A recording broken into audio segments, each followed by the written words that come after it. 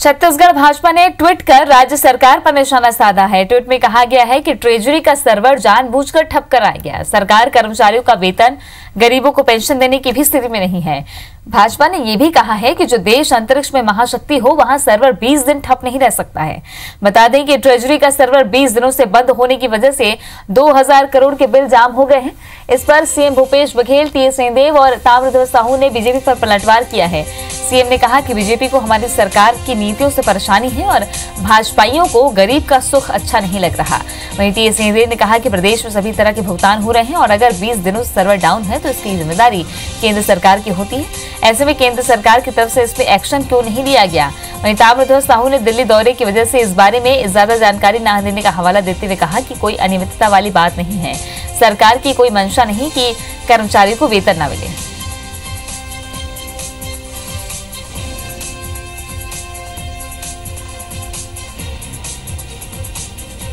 Technology इतनी आगे बढ़ गई है, जानबूझकर पैसे ना होने की वजह से 2000 करोड़ के बिल अटके हुए हैं। 2000 करोड़ के बिल का पेमेंट करने की स्थिति नहीं। 1 तारीख आ गया है, सिर पे तनख्वाह देने की स्थिति नहीं।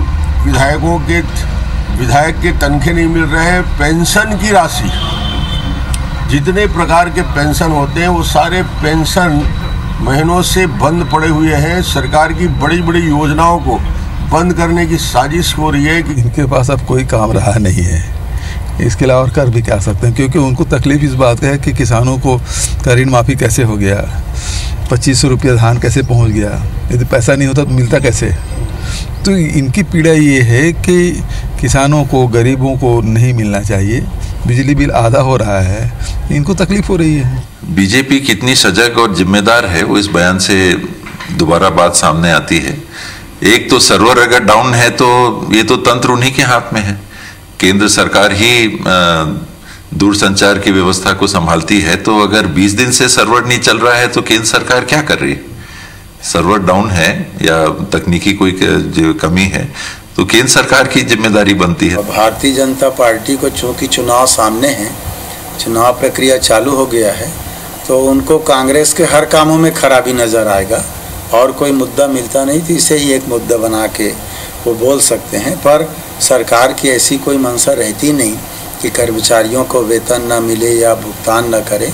ये एक सतत प्रक्रिया है, बीच में कभी रुकावट मशीनरी खराबी से या किसी कारण से आ सकता है।